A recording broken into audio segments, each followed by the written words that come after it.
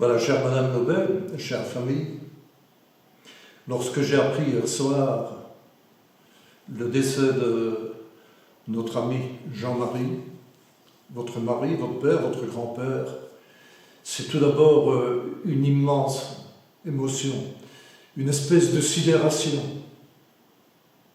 et puis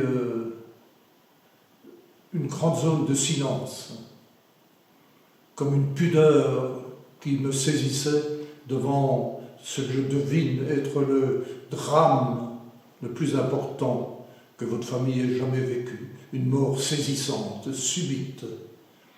Je dois dire que toute la population m'en parle. Dans cette zone de confinement que nous vivons, il m'est difficile de rendre un hommage officiel. Et je pense aussi que c'est difficile de m'adresser à vous dans les circonstances que nous vivons, mais il me semble que je faillirais à mon devoir de bourgmestre si je ne rendais pas un hommage à Jean-Marie qui fut, sans la moindre flagornerie, sans vouloir entrer dans des paroles dithyrambiques, qui fut réellement un monument de l'enseignement communal. Je le revois encore à Argimont. C'est lui qui a redonné, si vous voulez, vie à cette école qui avait disparu. C'est lui qui l'a ressuscité.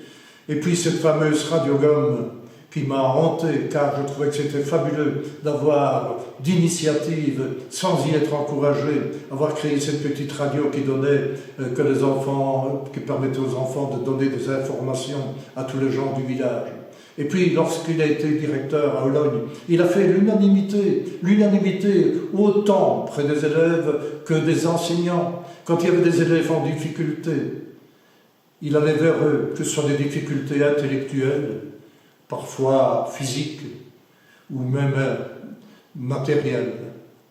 C'était comme ça, Jean-Marie, un homme d'ouverture, d'esprit, qui avait le sens de l'autre, un grand pédagogue, et s'il a une main, il nous a convaincus, en tout cas il m'a convaincu, que la pédagogie freinée, qu'il avait peut-être quelque peu améliorée, était une ouverture également aux enfants, à l'autre, à la différence. On lui doit, et je lui rends hommage pour cela, car il avait raison. Voilà, c'était un monument de notre enseignement communal, et à mon avis, c'était le monument de l'enseignement communal.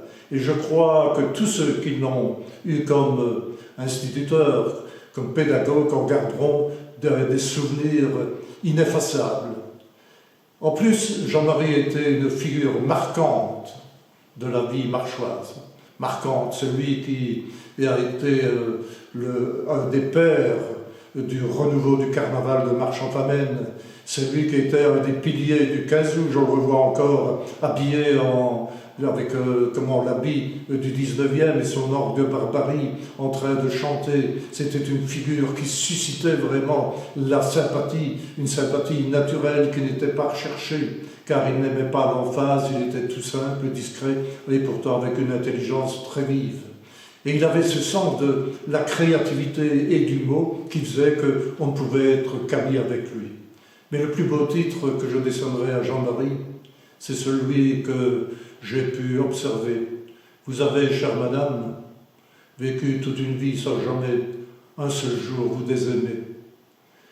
Il a été un père, et je le sais, pour connaître vos enfants, un père qui a donné l'exemple, un père admirable, et je le revois encore dernièrement en faisant son jogging avec son petit-fils. Un exemple vraiment à tout point de vue, et c'est pour cela, chère madame, qu'à titre personnel, je vous présente mes condoléances émues et me fais l'interprète de toute administration communale pour vous présenter les condoléances de la ville.